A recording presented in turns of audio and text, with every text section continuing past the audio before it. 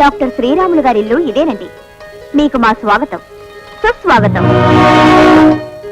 ఏమిటి మాస్టారు, ఇవాళ మీ మొహంలో నవ్వు ఆఫీసులో మర్చిపోయి వచ్చారా?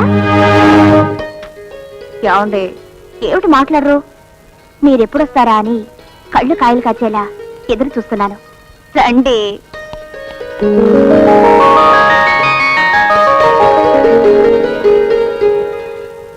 మీరు తొందరగా స్నానం చేసి భోజనం చేసేస్తే ఈ రాత్రంతా. అదేమిటండి అలా ఉన్నారు? ఏం లేదు జయ, నేను నీకు కథ చెప్తాను. బాగుందండి మీ వరుస. ఇంతకాలానికి మన కష్టాలు గట్టెక్కుతున్నాయని నేను ఆనందిస్తుంటే ఈ సమయంలో కథలో కాకరకాయలు ఎందుకండి? నేను విన్నో. జయ, ఈ కథను తప్పకుండా వినాలి. మా ఆఫీసులో సుందరమూర్తి అని ఓ అబ్బాయి ఉన్నాడు. ఉంటే ఉన్నాడండి, మనకెందుకు? జయ ప్లీజ్, నేను చెప్పేది జాగ్రత్తగా విను. నువ్వు మర్చిపోలేని చిత్రమైన కథ ఇది. మన తొలి రాత్రిని ఎప్పటికీ మర్చిపోకుండా ఉంచే గొప్ప కథ ఇది. సరే, మరీ ఇంత ఇదిగా చెప్తున్నారు కాబట్టి అవకాశం ఇచ్చేశాను, చెప్పేసుకోండి. ఆ సుందరమూర్తిది విచిత్రమైన స్వభావం. అతనికి ఇంకా పెళ్లి కాలేదు, చేసుకోడు కూడా. కానీ కంటికి అందంగా కనిపించిన ప్రతి అమ్మాయికి వల వేస్తాడు. ఆ అమ్మాయితో నెమ్మదిగా పరిచయం చేసుకుని ఆ పరిచయాన్ని బాగా పెంచుకుని చివరకు ఆ అమ్మాయి శీలాన్ని దోచుకుంటాడు, నమ్మించి మోసం చేస్తాడు. పెద్ద వెధవలా ఉన్నాడే, వాడి కథ మనకెందుకు? ఏదో గొప్ప కథ అనుకున్నాను.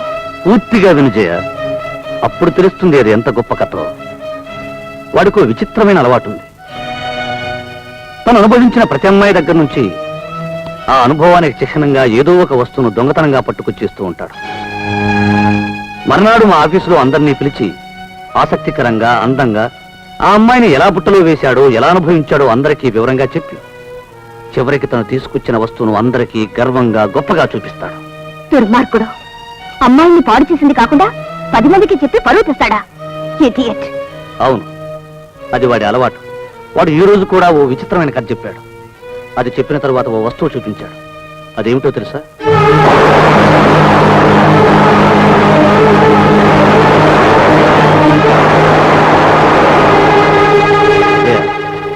ఇది మనకు జరగని తొలి రాత్రికి నీకు బహుమతిగా ఇచ్చాను, గుర్తుందా?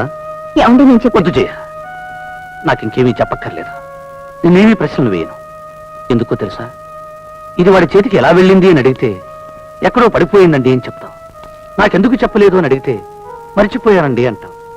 ఇలా ప్రతి ప్రశ్నకు ఏదో ఒక సమాధానం ఉంటుంది. నేను వినకూడని సమాధానం ఒకటి ఉంటుంది కాబట్టి వేయకూడని ప్రశ్నలు వేయను.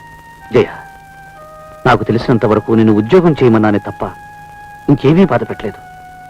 అప్పుడప్పుడు కాస్త కోపంగా ప్రవర్తించాను. నాకు మంచితనం మీద గొప్ప నమ్మకం ఉంది.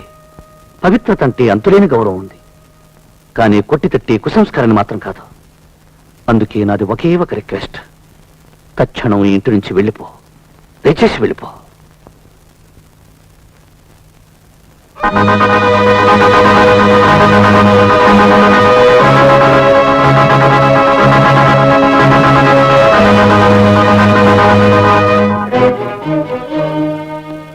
జయ, నా మీద నీకేమన్నా సానుభూతి ఉంటే మన గురించి ఎవరికీ చెప్పొద్దు. అదే నిన్ను కోరేది.